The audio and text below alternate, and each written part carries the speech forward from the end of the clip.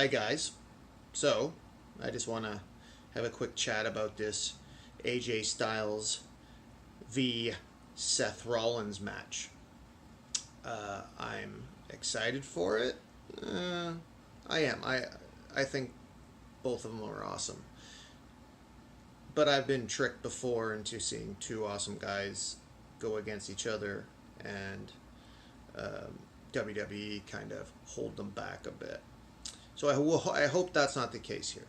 But that's not what I'm talking about, or why I made the video. Why I made the video is because I want to talk about the fact that I think it's way too soon.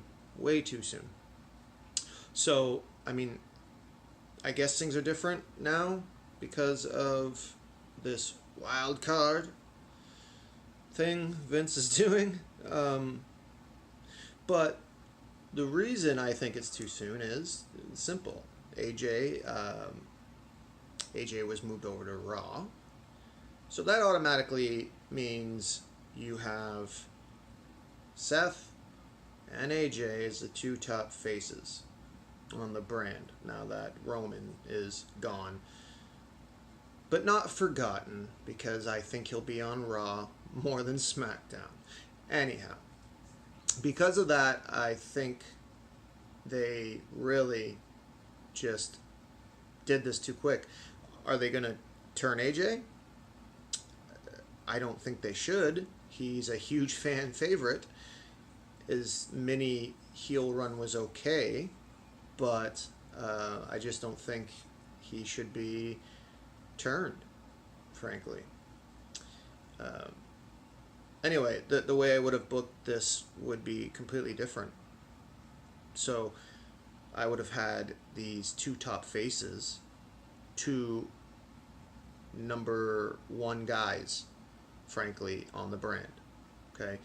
Go for months, and maybe this leads up to SummerSlam or Survivor Series, but each of them, Seth Rollins beating every challenger, AJ beating everyone Rollins beat, and all the while, commentary, especially Graves, can talk about how Rollins is avoiding AJ. He thinks Rollins is afraid of AJ. And this can carry on, right? Like, they don't have to be in a direct feud to have a story built around it. So when it does boil over, everyone knows what's going on. So you have these two guys that are both beating everyone. I'm not going to say convincingly. You have to have interesting matches, but they're beating the same guys. And, they're sometimes partners in, WWE fashion. But at a certain point, the fans start to think maybe Seth is avoiding AJ. Maybe Seth doesn't think he can beat AJ. And these rumors backstage start going around, and AJ catches wind of it, and he starts to think maybe Seth is ducking him. So Seth has had enough, right? After a pretty lengthy run with the title, we'll say let's go with Survivor Series. That usually gets champion versus champion is cool and all, but really I want to see something high stake on that show. So we'll go with Survivor Series, okay? So leading up to Survivor Series, AJ comes out and issues a challenge. Now, he issues it by himself. He says, look, I've been beating everyone that Seth has. I haven't gotten a title match. Why is that? So he doesn't call him out directly. He just calls out the question. Why? Done. Maybe the next week, Seth comes out and he addresses it. Right? He says he's heard what people in the back are saying. He's seen what the Twitter world is saying, that he's ducking AJ. And he says, I'm not ducking AJ. I just don't feel he deserves a shot. Which would then call bring out AJ, right? Anyway, point is, you have these two faces that are going to wrestle strictly based on merit. Not cheap shotting one another, not heel turns, but both these guys are the clear-cut number one and number two on that brand. And Seth Rollins has had enough of the rumors, and he wants to squash it.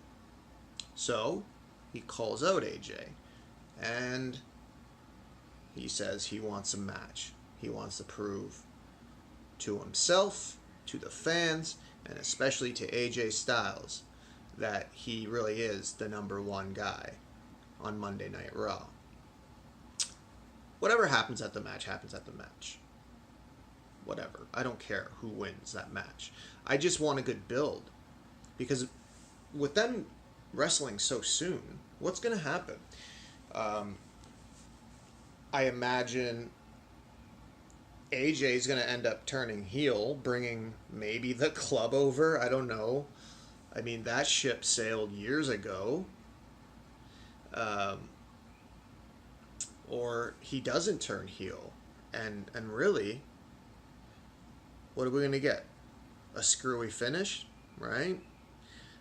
So they prolong this thing with ultimately AJ losing anyway.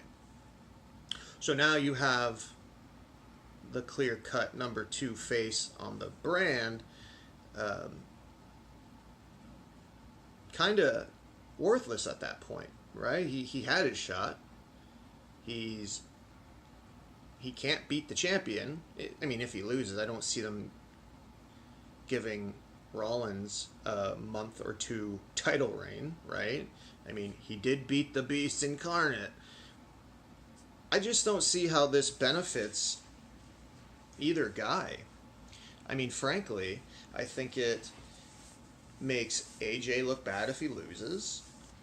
And I don't... obviously, it's a good notch on the belt for Seth Rollins. But he could get that notch at any time, right? Preferably in the future. But I really think that it's a testament to the fact that the heels just aren't working. You know, you have Drew McIntyre. This guy should be a mega heel. A serious threat. He shouldn't be losing. He just, at this point, they don't have any heels on the brand that I see that are winning without interference. And you don't always need outside interference for a heel to win. You got to build these guys up as monsters. And yeah, maybe sometimes let them win the championship, whatever. But, you see this in New Japan, for instance. Heels, outside of the Bullet Club, of course, right? But heels win. They just win. You see it in NXT. Like, look at Tommaso Ciampa. For the most part, he won on his own. Except, when Johnny helped him win the belt initially. But, he fought Aleister Black, and you saw how vicious he could get. You see other heels win on their own.